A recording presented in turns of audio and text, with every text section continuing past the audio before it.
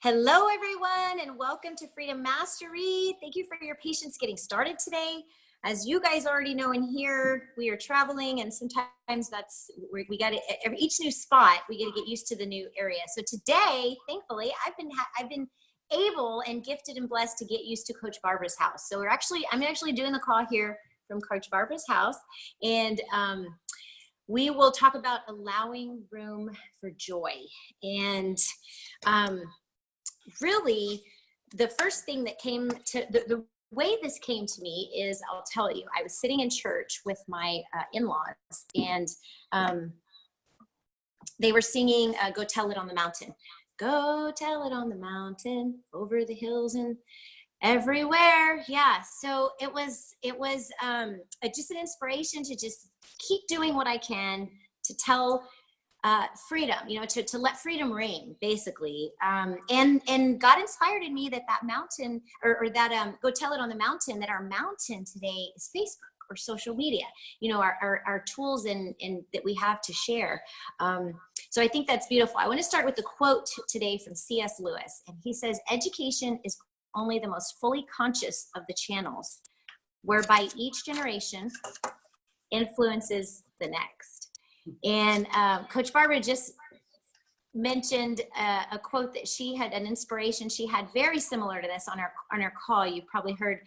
So that was just divine, that we're really connected. I really feel like everybody that's being brought together is really on the same mission. And I love that. We're here to share and teach what is not taught in schools, right?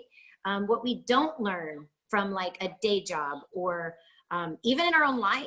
Some of us didn't have parents that were aiding us in our growth as we grow up to teach us things. So some of us that we've never heard anything like this, and it's all new. So it's a journey. It's always a journey, but we're here to pass on the tools and the resources to let freedom ring, to share freedom, and not only freedom in business and in the things that we see, right? Like you can see us traveling across the nation. It's so much freedom, right? But there's also freedom within. If I didn't have freedom in my mind, I was sharing with Coach Barbara today when we were having coffee earlier, if I didn't have this freedom that I have in my mind and my spirit that I've accessed, right? That I've just become aware of, I have nothing different than you. I have nothing that anybody else doesn't have access to. I truly believe that. And as I am connecting with that inner joy, I find that the needs on the outside are far less when we're connected within. And so the way to figure out how to do that, so what I just asked myself is, well, if I want to allow more room for joy, what's the opposite of joy? What's taking up the room of joy? So sadness, fear, both lead to pain. What is pain? A sensation, a feeling. It could be described as suffering. Sometimes people describe pain as a story, right? Their history, what they've been through. Fear of the future. Fear usually is of the future. Sadness usually ends up being about the past. So regardless of where it's at, it's not the now. Fear and sadness don't bring us to connect with the joy of today. It actually continues to take up room. So the analogy that came to my mind Sunday was when they were given the story of the birth of Jesus. This season we were reminded of this beautiful miracle, right? That came to the world to bring a promise of hope and redemption, right? But in the form of a baby. So nobody realizes what the miracle is. So do they have room? They're going through the town of Bethlehem. We have this miracle coming. The Son of God is coming. Is there room? And nobody has room. The houses are they're passing up houses, no room, closed door, no room, closed door, no room, closed door. And I just got this visual of this, unknown miracle. Nobody realizes what a miracle this is. So there's no room. And that Jesus was born in a manger, out in the barn, outside, because there was no room inside. And that quickly brought a visual of our joy and our freedom, and how we so easily, without even realizing it, just simply don't make room, or don't allow room. You can say making room, because it takes action to allow room, right? We usually have to get rid of some of those other things that are taking up the room. So then how do we do that? So what if we accept our pain? What if we accept Maybe it's sadness or fear, whatever that emotion and feeling is. What if we just accept that as temporary, as a piece of our journey versus our journey, right? Our journey is not one of sadness or fear, pain. Nothing of that never inspired anyone. It inspires change in those that are willing to make those changes. So here's some things that have helped me. A lot, some of them my mentors have helped me with and recommended for me, and some I was just inspired to add in this when I was in service this Sunday. So number one is sit in wonder and awe more.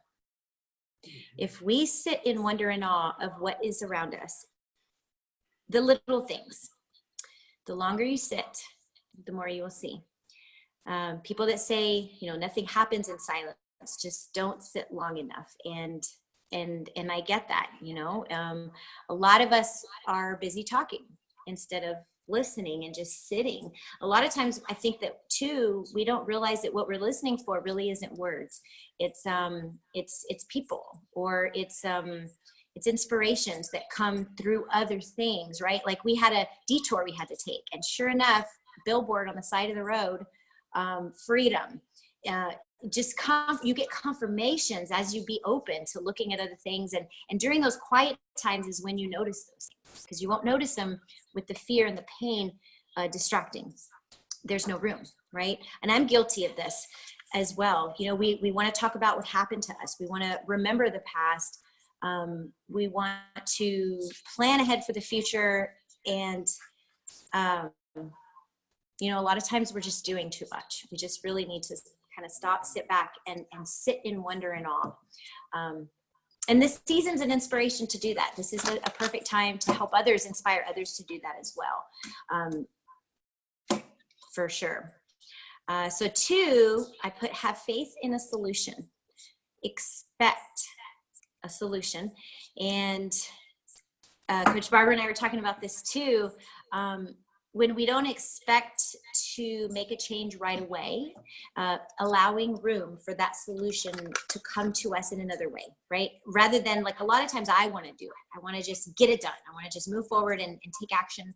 And I'm finding that when I sit longer and have faith and expect a solution to come from another area, another person or somebody else, something will come. And it's just a confirmation that it happens. That faith is having the faith brings the solution if we can wait for it. So number 3 is forgive yourself first and others. Forgive your doctors for not knowing what's wrong. Forgive your ex for not knowing you.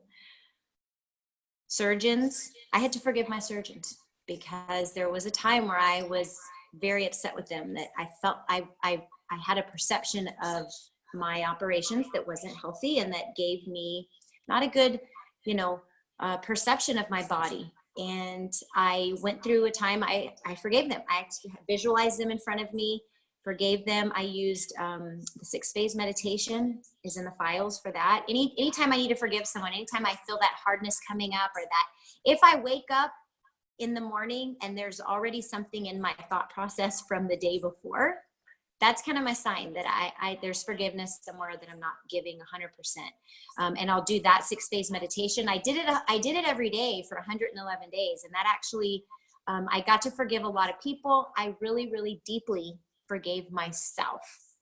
So this is key here. A lot of times we're very open to forgiving others, but to dig down deep and forgive ourselves for maybe mistakes, whatever it is. For me, I had deep mistakes I had made over my lifetime. I had things I felt shameful for, and I knew that I shouldn't, because I knew that I am a new creation every day. I knew that I am a child of God. I knew that I am a miracle myself, and that I'm not the person I was 10 years ago.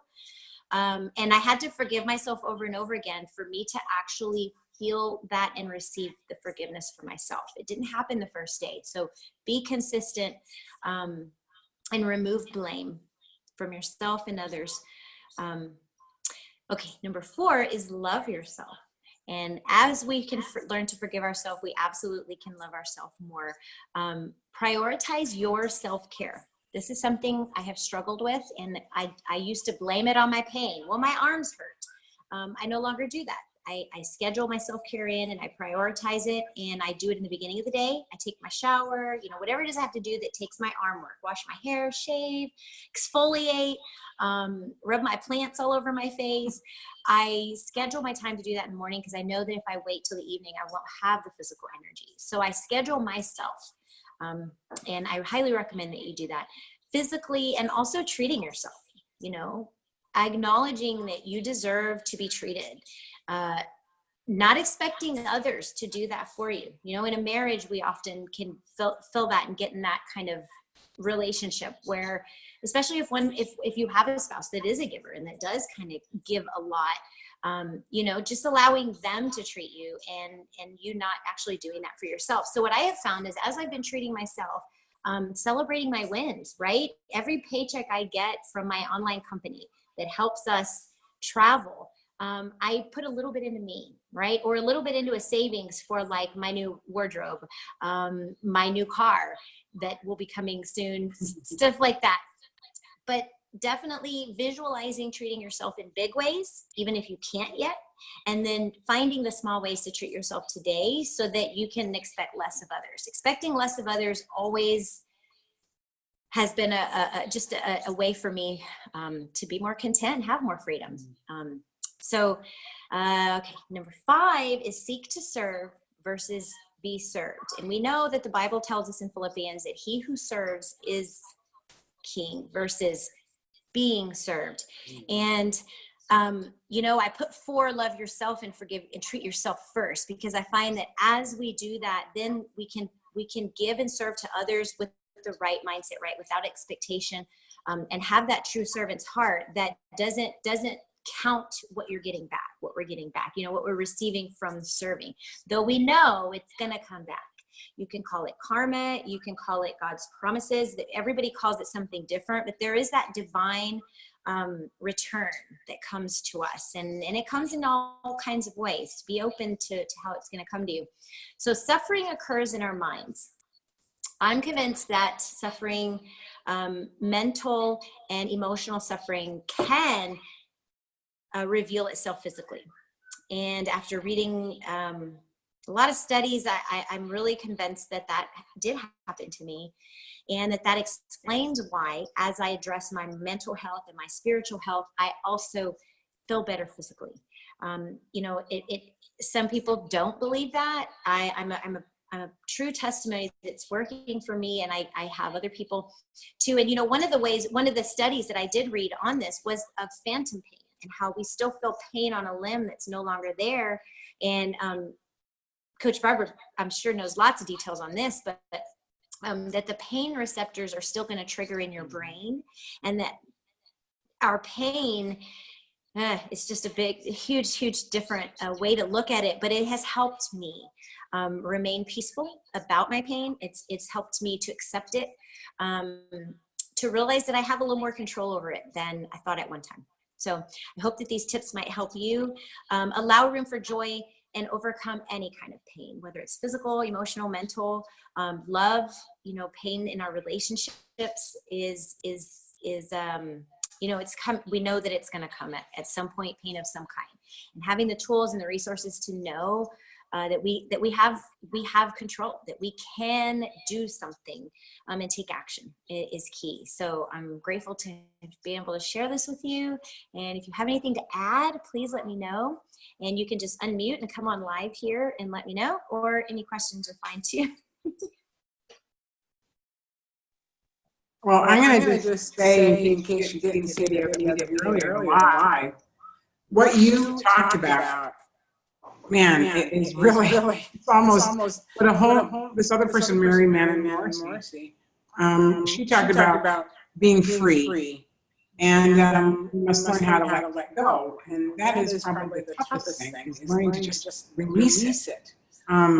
Release the hurt, release the fear, and refuse to entertain the old pain, which you talked about. You're refusing to entertain it. You kind of like you've been able to master it. You know you have it.